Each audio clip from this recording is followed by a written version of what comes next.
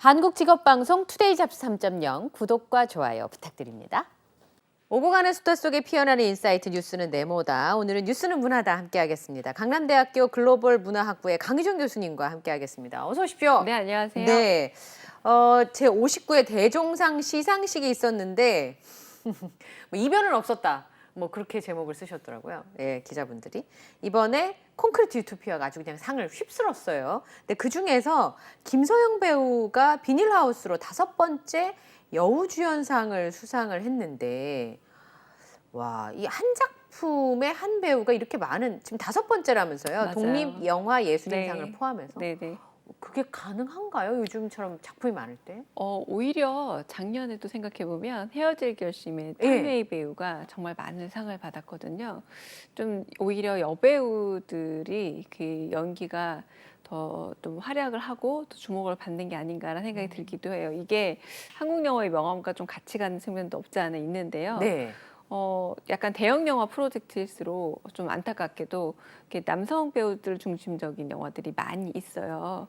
그러니까 뭐 우리가 잘 기억하는 뭐 신세계나 내부자들이나 이런 영화들 잘 생각해 보면 되게 남자 배우들이 좀 앙상블 연기를 많이 펼쳤구나. 근데 올해는 되게 독특한 현상 중 하나가 여배우 연기도 많았고 여배우 앙상블 연기도 많아서 가령 이제 대동상에서 감독상을 유승환 감독이 수상했는데 밀수라는 영화는 김혜수 씨 그리고 염정아 씨 나오는 일종의 여성 버디 영화였거든요. 그런 점에서 보자면 약간의 영화의 그 제작비 사이즈가 되려 줄어들면서 여배우들이 활약할 수 있는 공간이 좀 늘고 있는 게 아닌가 싶기도 한데, 이 김서영 배우의 비닐하우스는 조금 더 독특한 네. 경우죠. 왜냐하면 소위 말하는 이제 독립영화의 장이라고 할 수 있겠고, 이제 그 우리가 제작비라고 말할 때 독립영화가 아니라 좀 상업영화 쪽으로 가게 되면은 네. 그래도 이제 50억 이상 정도 되는 그런 규모의 이제 영화들을 우리가 상업영화라 부른다면 확실히 네. 비닐하우스는 이제 독립영화 수준이라고 할 수 있거든요. 근데 그런데 이 영화가 많은 분들에게 평가를 좋게 받기도 했지만 무엇보다 이 김서영 씨의 연기가 매우 인상적이었고, 예. 김서영 씨가 우리한테는 사실 데뷔작이 조금 야한 영화에서 데뷔를 하셨어요. 그리고 나서 네. 대중적으로 인지도를 알린 거는 이제 아내의 유혹, 저만 하나 찍고 나타나서 맞아요. 이제 민소희 막 이러면서 그 고함 지르는 게 맞아요. 저러다 저 사람 몸이 부서지지 않을까 목에 싶었어요. 핏줄이 다 설 만큼. 그러니까요. 네, 근데 그 캐릭터로 이제 대중화됐지만 최근에는 이제 스카이캐슬의 뭐 쌩님. 스앵님이라던가 아니면 마인이라는 드라마에서도 되게 독특한 캐릭터를 연기하면서 오히려 점점점 나이가 들어가고 그리고 관록이 좀 짙어질수록 자신의 이름을 가지고 좀 더 모험을 두려워하지 않는 여배우로 거듭나는데, 이번 수상은 그런 시도에 대한 일종의 영화계의 평가다라고 볼 수 있을 듯합니다. 그 한 감독님이 드라마 감독님이었는데 그 작품을 떠올렸을 때 김서영 배우 이전에 아무도 생각나지 않았다고 그랬거든요. 종이달 그 TV 드라마를 예. 만들 때 그렇게 말씀하셨던 것 같아요. 그러니까 어느새 정말 자신의 그 작품 맞습니다. 세계를 네. 구축하고 연기의 세계를 구축하는 믿고 보는 배우가 됐어요. 맞아요. 예. 그러니까 오히려 여성 배우들이 나이가 이제 40이 넘어가고 조금 그때부터는 되게 틀에 박힌 드라마 속, 주말 드라마 속 엄마 역할 외에는 네. 그러니까 소위 말하는 왕년에 아주 탑스타였던 배우들이 오히려 그냥 고스란히 그렇게 엄마, 시어머니 예. 이런 식으로 나이 들다가 어느 순간부터는 할머니 이렇게 예. 늙어가는 모습을 보여줄 때 좀 안타까웠다면, 최근에 그래도 확실히 좀 그 다른 세대의 여배우들, 뭐 김서영 배우라던가 염정아 배우라던가 김혜수, 뭐 엄정화 이런 네. 배우들을 보면은 그냥 거기에 국한되지 않고 그렇죠. 자기만의 색깔을 가지고 나간다는 모습을 볼 수 있고요. 최근에 여러 독립 영화들 보면은 우리가 잘 아는 TV나 다른 영화계에서 낯익은 배우들이 거의 이제 노게런티 수준으로 자신의 영화 필모그래피의 다양성을 위해서 출연하고 있는 모습들을 종종 보실 수 있습니다. 배우 입장에서도 윤여정 선생님의 말처럼 배우는 늘 선택되어지는 직업인데, 저 정도의 연기 세계를 구축하고 내가 이제 먹고 사는 문제 때문에 꼭 출연을 해야 맞아요. 되는 게 아닐 때, 그 말씀하신 것처럼 상업 영화도 하지만 노게런티 수준의 내가 같이 해보고 싶은 후배 감독과 작업을 해보는 거, 굉장히 신선하면서도 새로운 경험일 것 같아요.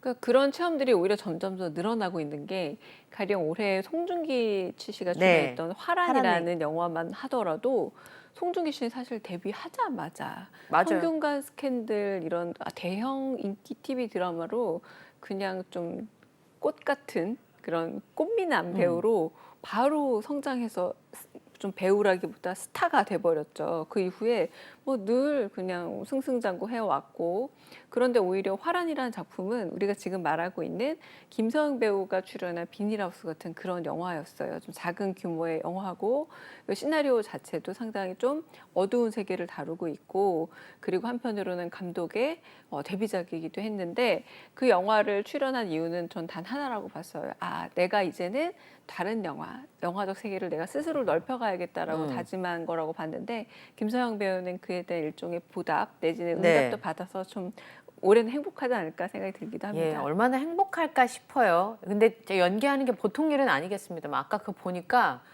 김서영 씨 살찔 여력이 없겠다 싶어요. 이 연기하는 게 보통 에너지가 드는 일이 아닌 역할들을 많이 하고 있으니까 앞으로도 좀 기억이 되는 그 말하자면 영화 소비자분들이 영화 관객들 기억 속에 늘 이제 각인되어 있는 믿고 보는 연기력의 배우인 것 같습니다. 자, 오늘 뉴스는 문화다라는 얘기를 좀 해볼 텐데요. 어떤 영화를 생각하면 어떤 색깔, 어떤 장면, 어떤 의상이 떠오르는 그런 영화들이 있는데 그래서 오늘은 아주 인상적인 미장센이 훌륭한 작품들에 대한 이야기를 좀 미장센 맛집 영화로 오늘 좀 골라봤습니다. 근데 사실 제가 미장센은 그 요즘에 샴푸 이름이잖아요. 똑같아요. 맞아요. 네, 죄송합니다. 이게 미장센이란 말을 진짜 많이 들었는데 정확한 의미를 잘 모르겠어요. 그러니까 이게 불어예요. 영어가 네, 아니라. 그러니까 영어로 좀 풀이를 하면은 placing on stage라고 해서 이런 것처럼 어느 무대 위에 배치되어 있다라는 의미입니다. 그러니까 여기도 미장센이 있는 거죠. 저희도 지금 이런 대담 프로그램의 뉴스 포맷이라는 네. 미장센을 따라서 이렇게 앞에 패널도 놓여 있고 판넬도 놓여 있고 저희도 이렇게 마주보는 각도라던가 네. 그러니까 만약에 토론 프로그램은 저희가 이 정도가 아니라 아예 마주 볼 거 그쵸. 아니에요. 그런 식의 어떤 자리의 배치를 뜻하는 거라서 어떻게 놓여 있는지 그러니까 뭐 정물화 같은 것들도 보면 사물이 어떻게 놓여 있는지에 따라서 이야기가 달라지고 감상이 달라지듯이 영화는 매컷 매컷이 어쩌면 정지된 그림이기도 하고 사진이기도 하잖아요. 그 이미지를 통해서 매번 어떤 이미지들을 전달하고 어떤 메시지를 전달하기까지 하는 게 소위 말하는 놓여진 배치는 아무런 의도 없이 툭툭 던져 놓은 게 아니라 감독이 다 생각을 하고 말하자면 저 배우는 저 위치, 저 소파는 저 위치, 그리고 하필이면 저 뒷 배경이 파란색일 땐 그래서라는 의미로 모든 한 장면에 의미를 좀 두고 파악하는 걸 이제 미장센이라고 보시면 되겠습니다. 구도일 수도 있고 아니면 뭐 색감일 수도 있고 맞습니다. 예, 그럴 수 있는 거예요. 전부 다예요. 지금 우리 여기 스튜디오만 보더라도 그 조명의 온도라고 표현을 하죠. 조명이 집에서도 우리 느껴지곤 하는데 백열등일 때는 좀 따뜻하고 그리고 형광등이나 LED를 켜면은 굉장히 좀 차갑고 도시적이고 냉정한 느낌이 들잖아요. 그런 거라던가 내지는 카메라를 또 그러면 아래서 비치면 사람이 더 커 보이잖아요. 그래서 영화 듄처럼 그런 영화들에서 엄청 덩치 큰 악당이 등장하고 할 때는 약간 밑에서 비춰가지고 걸어 나온 장면에 막 어깨나 덩치가 커 보이는 효과들을 준단 말이에요. 그래서 그 미니언즈에서 나오는 그런 악당들도 보면은 그렇게 덩치가 큰 모습으로 등장하곤 합니다. 그래서 그런 어떤 각도 그리고 만약에 카메라를 위에서 사람을 아래로 내려다보면 사람이 굉장히 작아 보이잖아요. 그러면 정말 초라하고 작아 보이게끔 만드는 예를 들어 뭐 헤어질 결심에서 마지막 장면에 박해일 씨가 사라진 여자를 막 찾으면서 바닷가에 서 있거든요. 그럴 때는 아주 작은 존재처럼 보여야 하다 보니까 바다 아주 먼 곳에 약간 내려다보는 시선으로 박해일 씨를 작게 묘사한다던가 그러니까 촬영할 때의 카메라 각도 그리고 이 조명의 온도 한편으로는 뭐 여러 가지 세팅, 소품 그리고 헤어스타일도 좀 바보 같아 보일 때 연기랑 예. 똘똘해 보일 때 연기가 가령 우리 조금 전에 얘기했지만 콘크리트 유토피아에서 이병헌 씨가 나올 네. 때 머리를 더벅머리를 하고 맞아요. 나오거든요. 이제 그거는 아 저분이 아무래도 소위 말하는 화이트 칼라 사무직은 아닌 것 같다 이런 느낌을 준다라던가 굉장히 우리가 한 장면 보는 모든 게 이렇게 생각하시면 될 것 같아요. 감독이 정말 고민해서 골랐구나. 라는 영화들이 있고 어떤 영화는 또 야, 고민 되게 안 했구나. 조금 약간 막 입고 나오고 예. 조금 그 촬영의 각도 이런 것도 그냥 이렇게 바스트나 마스터만 잡아가지고 그러니까 사람의 가슴 모습이나 둘을 그냥 하나에 걸고 내가 영화 찍듯이 찍었네 이런 느낌을 줄 때가 있는데 정확하신 겁니다. 예. 그러면 그 이제 미장센이라고 하는 게 그냥 보기에 좋은 게 아니라 아까 말씀하신 것처럼 박해일 배우의 심리적인 부분들을 그 장면 자체가 보여주는 거잖아요. 맞아요. 그런 것처럼 주인공의 성향이나 마음이나 이런 것들도 화면에 다 드러날 수 있도록 굉장히 치밀해야 되겠네요. 예. 그 미장센이라는 단어가 등장한 게 얼마 안 됐어요. 한 20년 됐나요? 한 30년 됐나요? 유통이 된 건 그렇지만 사실은 이제 프랑스에서 네. 그 한참 뭐 트리포를 비롯해서 근데 영화 이론이 막 발달하던 시절 그러니까 필름 누아르라고 부르기 시작했고요. 그 아주 상업적인 사실은 탐정 영화였거든요. 네. 그런데 그 안에서 그 유럽에 있는 많은 영화 비평 그룹들이 오히려 와, 저 안엔 정말 많은 미장센이 있어. 네. 그냥 단순한 범죄 서사가 아니야라고 하면서 뭐 촬영 각도, 촬영이 사선이다, 네. 뭐 혹은 뭐 앵글이 어떻다 하면서 꼼꼼한 분석들을 하기 시작하면서 오히려 이제 그때부터 이제 영화 비평계에서 쓰이기 시작했지만 우리한테 일반적으로 쓰여진 거는 아무래도 1990년 이후 이제 영화계가 조금 예술 영화에 대한 많은 호기심을 가진 일반 대중들이 등장하면서 이제는 조금 영화 좀 본다 하시는 그쵸. 분들은 미장센 정도는 내가 좀 쉽게 약간 이 업계에 있는 것 같은 말을 해야 내가 영화 좀 알지라고 하는 정도로 또 많이 쓰이는 단어가 됐죠. 근데 그러면은 사실은 미장센을 추구하는 감독은 굉장히 사실적이다. 뭐 이런 속설도 저는 그렇다고 봐요. 가령 이제 기생충의 그 여러 장면에서 등장하지 않는 것 같지만 대사로는 많이 등장하는 게 선을 넘네, 야. 내지는 선을 지켜요라는 말을 많이 한단 말이에요. 그럼 우리가 그 선을 본 적이 없는 것 같지만 지금 나오고 있는 저 장면만 보더라도 선이 네. 가운데 딱 오, 보이거든요. 그러네요. 근데 저걸 일부러 보여주고 있는 거죠. 그럼 잘 보시면 음.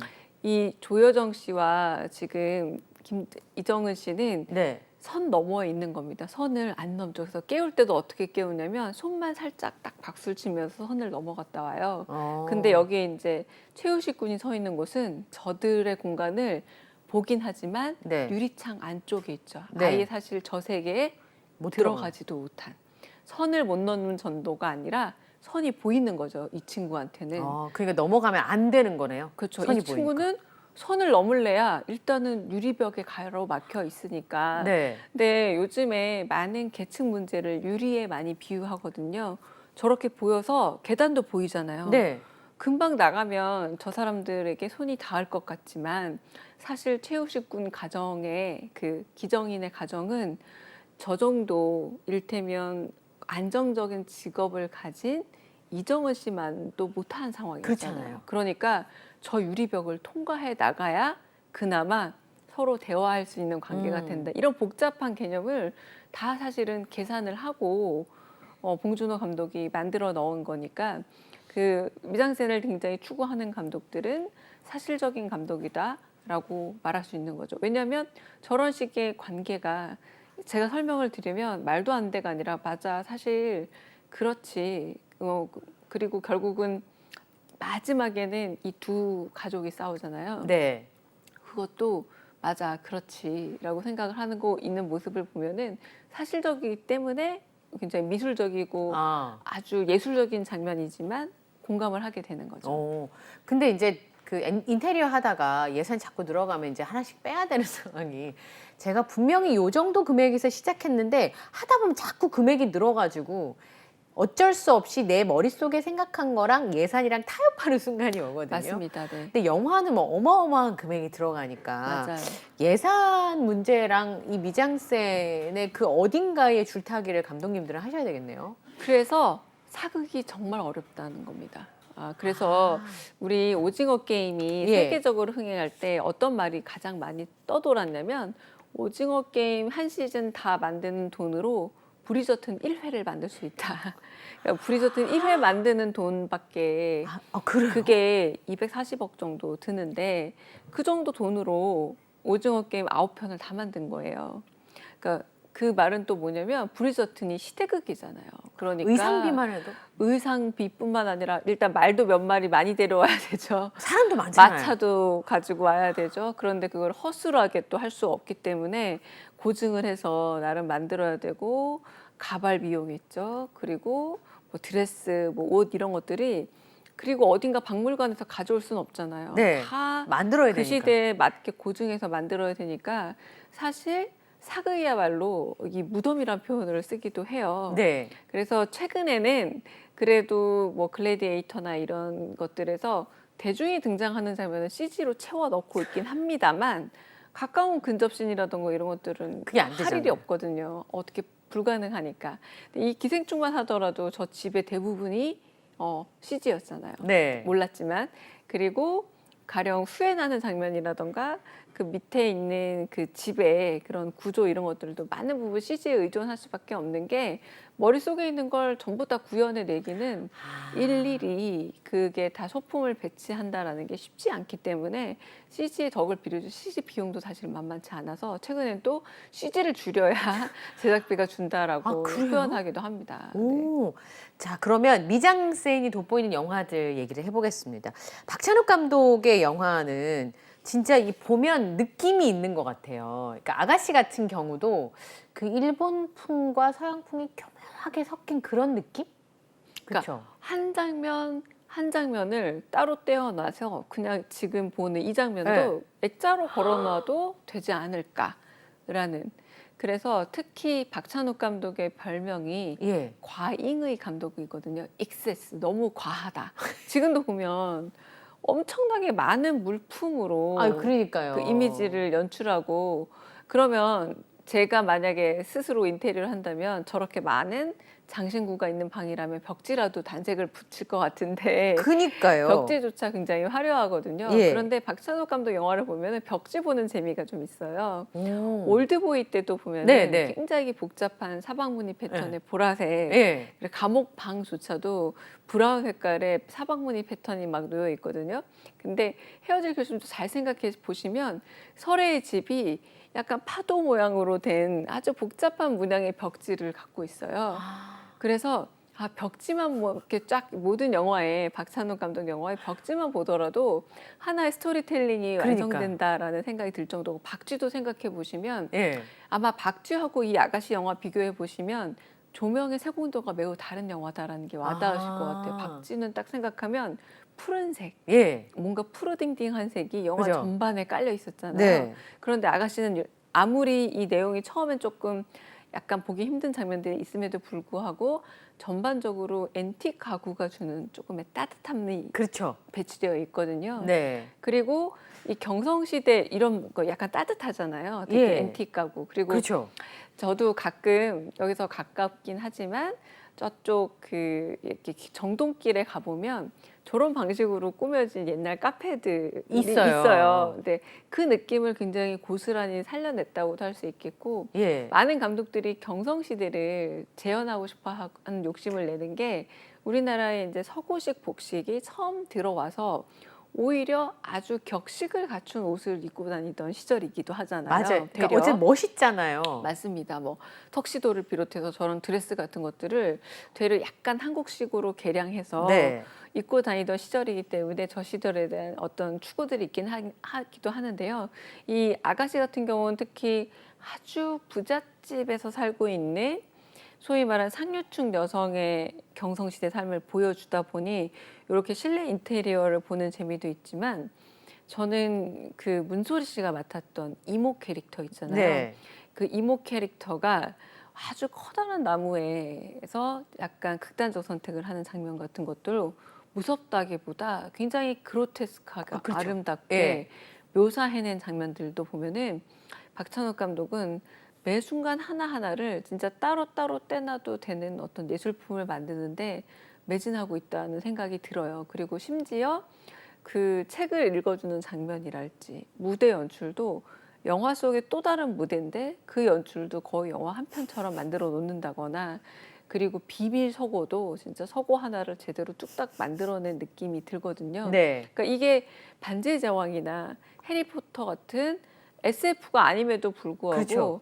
그냥 공간 하나를 창조해 내버리는 거죠. 네. 내 머릿속에 있는 완벽한 그 아가씨와 소위 말하는 그 군주 같은 일본인 캐릭터가 살고 네. 있는 곳은 어떤 곳이어야 될까? 샹들리에 하나, 뭐 아. 그 문에 오. 어떤 문고리 그리고 전등 하나, 전등감마저 하나하나를 다 기획해서 연출하는 건 이 박찬욱 감독의 일종의 강박증에 가까운 과잉의 어떤 미장센이 주는 아름다움이 아닐까 싶습니다. 그러니까요. 진짜 요거 한 장면만 봐도 사진 작품이나 그림처럼 느껴질 정도로. 이 정도 세트면 무너뜨릴 때 너무 아까울 것 같아요. 그쵸. 그러니까 이게 남겨놨으면 맞아요, 좋겠어요. 맞아요. 네. 아니면 좀 파시든지. 네. 예. 제가 전시할 때 보니까 요 경성시대 때 썼던 가구 있잖아요. 그걸 제가 아는 분 이제 그림 전시할 때 썼는데 다들 그 가구를 가지고 가고 싶으시다고 이제 소품으로 그림을 얹어 두려고 만들어 놓은 이제 수집해 온 작품이었는데 그걸 먼저 찜하신 분들이 있더라고요. 팔지 말고 작품보다. 나한테 넘겼으면 네네네네. 좋겠다. 네. 이제 저런 약간 말씀드렸던 앤틱한 걸 좋아하시는 분들이 있으니까 좀 아깝다는 생각이 드네요. 그 봉준호 감독의 기생충은 아까 말씀하신 것처럼 오히려 박찬욱 감독과 굉장히 대비되는 스타일인 거죠. 맞아요. 그러니까 박찬욱 감독이 약간의 현실의 공간도 인공적으로 만드는 느낌이 강하죠. 아까 말씀드렸던 헤어질 결심도 보시면 설애가 살고 있는 아파트는 우리가 살고 있는 아파트랑 별 다를 게 없는 것 같지만 이게 딱 그 약간 근접해서 주민에 들어간 그 집안 풍경은 전혀 일상적이지 않은 거예요. 그냥 거기서 요리도 하고 잠도 자고 하지만 벽지라던가 그리고 오디오라던가 이렇게 놓여있는 배치들이 아주 비일상적인 공간을 만드는 능력이 탁월하시다면 봉준호 감독은 또 반대로 매우 비일상적인 공간도 일상화하는 데 탁월한데 그 단적인 예로 그 가족이 살고 있던 기정이가 예. 네, 가족이 살고 있던 그곳에 내려가다 보면 엄청나게 많은 전깃줄들이 얽혀 있는 장면들이 네. 등장을 해요. 예. 근데 최근 우리 살다 보면 전깃줄 어디 갔나 싶잖아요. 아, 전봇대와 맞아요. 전깃줄 다 예. 거의 지하에 매설되기 때문에 요즘에는 네. 케이블로 일부러 그 동네의 느낌, 복잡하고 스산하고 곧 이주를 시작해야 될 것 같은 그 느낌을 내기 위해서 예. 되려 심었답니다. 전봇대를 심고 전선을 아, 진짜요? 연출을 한 거예요. 그러니까 근데 우리는 그게 어딘가 그 동네에 있을 것 같다라는 그러니까요. 느낌을 강하게 받았잖아요. 어. 그게 바로 이제 봉준호 감독이 예. 없는 걸 만들어도 있는 것처럼 보이게 하는 독특한 능력이 아닐까 싶은데 언제나 봉준호 감독은 또 주거 지역에 탁월한 감각은 있는 듯해요. 왜 플란다스의 개를 네.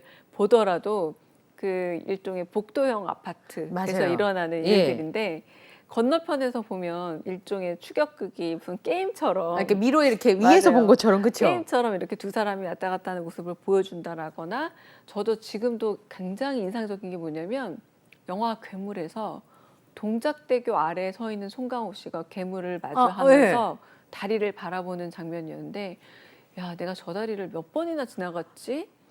한 수십 번은 지나갔을 텐데 위로 심지어는 아래로도 건너라고 와 근데 저런 외관을 지니고 저런 표정을 지닌 다리였구나를 처음 알았던 거예요. 저는 그 공간 자체에서 그런 스토리가 펼쳐지는 것 자체가 생경했어요. 맞습니다. 당장 나가면 우리 집 앞일 것 같은 공간이잖아요. 그러니까 저는 거길 걸으면서 맨날 멀리 있는 63 빌딩만 보면서 어디까지 걷지 이렇게 걸어갔다면 봉준호 감독은 서울이 분칠로 가려놓은 뒷모습 맨 얼굴을 봤던 거죠. 그러니까 다리 위가 아니라 다리 위에서 내려다보는 서울의 아름다운 분칠해 놓은 그러니까 조명이 밝혀져 있는 네. 예쁘게 메이크업한 서울의 풍경이 아니라 메이크업 할 필요 없는 다리 밑을 보고 다녔던 게 봉준호 네. 감독인 거죠. 그래서 예. 그 장면이 연출이 됐을 때 많은 분들이 저뿐만 아니라 한강 다리가 저렇게 생겼구나. 네. 달이 밑은 저렇구나. 괴물이 나올만 하네라는 네. 진짜 그건 것 같아요. 맞습니다. 아니 도대체 한가에 어디에 괴물이 나와 이러시는 분들이 와 괴물 충분히 나오겠다라고 공감을 했던 건 우리 평범한 눈으로 보면서 보지만 놓치는 사각지대를 봉준호 감독이 사실적으로 잘 집어내고 그걸 영화 속에 잘 배치를 해서 우리가 미장센인 줄도 모르고 보게끔 만드는. 그래서 전 정말 소중했던 게 괴물에서 이제는 사라진 한강 매점을 괴물을 볼 때마다 볼 수 있다라는 그러네요, 거예요. 진짜. 이제는 없거든요. 예. 아마 봉준호 감독을 좋아하는 그 후세들이 이 영화를 보면은 한강 매점이라는 거를 아마 이제 포털 찾아가면서 이게 뭐지? 그냥 편의점이 아니라 매점이라는 게 있었어? 라고 한번 찾아보셔야 되지 않을까 싶기도 합니다. 그러니까요. 미장센 하면 빼놓을 수 없는 감독이 퀸틴 타란티노 감독인데 킬빌은요 그 의상하고요 그 색감하고요 잊혀지지가 않는 것 같아요. 그러니까 퀸틴 타란티노 감독은 펄픽션이라는 네. 영화도 그렇지만 정말 이렇게 우리 주변에 이렇게 널려 있는 이런 물병이라던가 아주 B급 소품들을 그냥 위치만 바꿔서 자기만의 색깔을 만드는 독특한 감독인 거죠. 저 노란색 줄이 있는 소위 말하는 이소룡 트레이닝복도 네. 그냥 정말 많이 사람들이 입고 다니는 네. 약간의 B급 소품이잖아요. 저런 걸 중고등학생, 남학생 입고 다니면 아유 철없는 녀석 이렇게 생각을 할 텐데 게다가 노란색의 검은 줄이라니 저건 거의 테러에 가까운 패션 센스인데 오히려 그런 어떤 B급 정석, 약간은 유치하지만 각인이 굉장히 잘 되는 것들을 활용해서 여기서 지금 칼싸움 벌이는 장면도 사실은 엄밀하게 말해서 뭐 일본식 무도라던가 네. 혹은 사무라이 싸움의 정석은 아니에요. 그냥 우리 머릿속에 있는 사무라이는 저렇게 싸우지 않나? 뭐 저런 거물이 이렇게 싸우지 않나라고 피상적으로 생각하는 B급 요소들을 네. 다 갖다가 놓는 거거든요. 예. 그래서 이를테면 한쪽 눈을 가리고 등장한다라거나 우리 왜 많은 무협 영화에서 봤던 예. 외파리, 뭐 그쵸. 외눈, 뭐 예. 그 무사의 복수 뭐 이런 캐릭터들을 마구 갖다 쓰는데 이게 우리가 90년대 굉장히 유행했던 말 중에 키치라는 표현이 있거든요. 있었어요. 그래서 오히려 다방에 놓여 있는 오늘도 무사히 같은 그림들을 잘 갖다가 배치를 하면 이게 독특한 코드가 되고 독특한 매력이 발생하는데 이 어떤 갖다 놓음으로 인해서 마치 뒷장이 변기를 미술관에 갖다 놓고 네. 이거는 변기가 아니라 샘이야 라고 하면서 샘이 돼버린 것처럼 약간 퀸틴 타란티노 역시 굉장히 가벼운 말투로 그냥 길거리 돌아다니는 가벼운 저지지만 입히면 복수의 이건 상징이야 라고 하는 내가 갖다 놓고 이걸 연결해 볼게 라고 하는 그 자신감이 굉장히 유머러스해서 더 독특했던 감독이기도 합니다. 예. 그러니까 저 금발의 저 길쭉한 오마 서머니 저걸 멋있죠. 입었기 때문에 맞아요.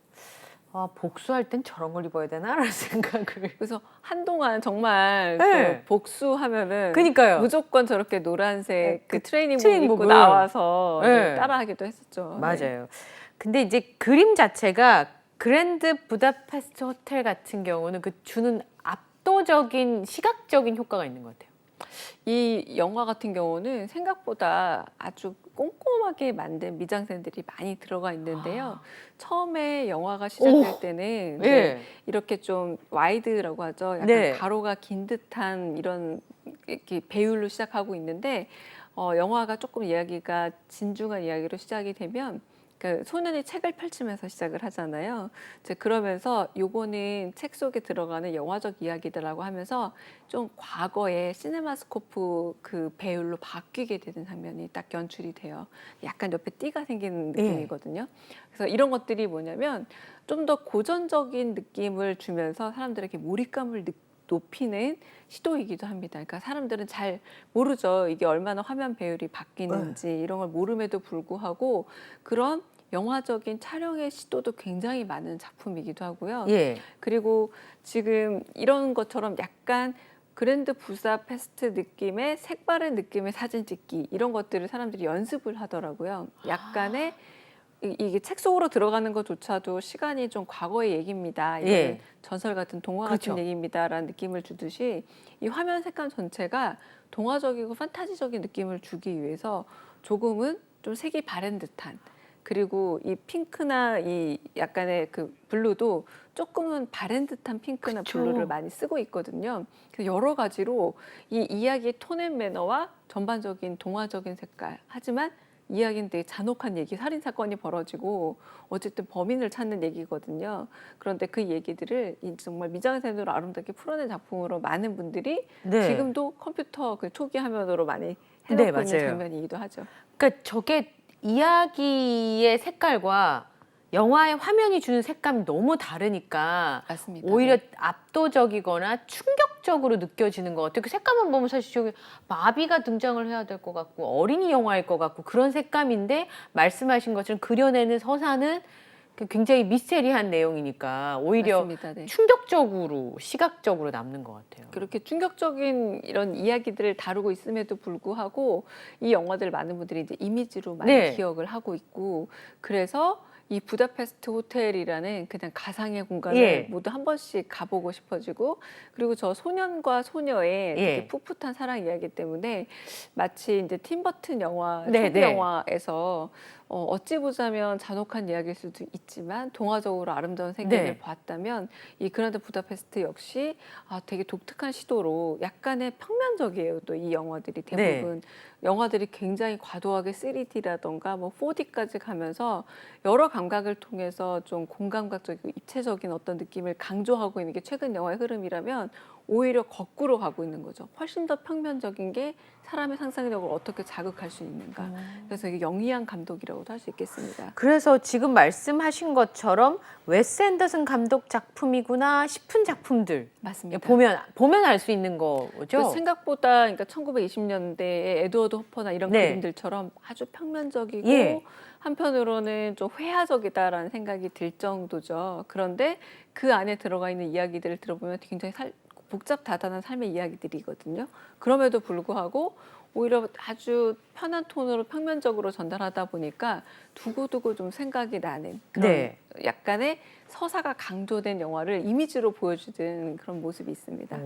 끝으로 Call Me by Your Name의 경우에는 그 이제 예를 들어서 이렇게 호불호가 좀 갈릴 수 있기는 합니다만 이게 명작으로 꼽히는 이유가 뭘까요? 이 루카 구아다니노 감독은 언제나 굉장히 파격적인 소재를 삼았어요. I Am Love라는 작품도 그랬고요. 그것도 불륜의 얘기고 콜 미 바이 유어 네임도 어찌 보자면 일단 금지된 사랑 얘기고 네. 최근에 나온 영화조차도 그 보네놀이라고 약간 식인에 관련된 얘기였어요. 카니발리즘. 그런데 내용은 끔찍한데 다들 결론이 뭐냐면 너무 아름답다. 이게요. 네. 사실 패션 하시는 분들도 엄청 주목해서 맞습니다. 봤던 영화예요. 네네네. 그러니까 여름 하면 언제나 약간의 금지된 사람과 열정이 떠오른다면 여름 하면 언제나 레퍼런스, 참조사항으로 떠오르는 영화가 바로 이 영화거든요. 예. 그래서 아주 파격적인 내용이지만 늘 아름다운 자연 경관과 그 안에 있는 사람을 놓아두는 그런 재주가 뛰어난 감독이 바로 이 감독이고요. 예. 제가 말씀드린 세 영화 모두 다 아름답습니다. 내용은 조금 더 그래서 내용조차도 이게 파격적이고 금지된 내용이 맞나라는 생각이 들 정도로 이를테면 I Am Love는 아주 한겨울 풍경, 한여름 풍경 그리고 보내올 것 같은 경우는 아주 황량한 그런 넓은 황량한 네. 그런 사막 같은 분위기가 아주 매력적인 제품이라 한번 보시면 미장센을 보는 재미가 있지 않을까 싶습니다. 그러니까요. 이게 이제 주는 이미지와 메시지가 있는 거죠. 맞습니다. 네. 예. 너무 어렵다기보다는 약간 숨은 그림 찾기 원리를 찾아서 하듯이 맞아요. 하나씩 이렇게 찾아보시는 네. 것도 즐거움일 것 같습니다. 자, 지금까지 강유정 교수님과 함께했습니다. 고맙습니다. 감사합니다.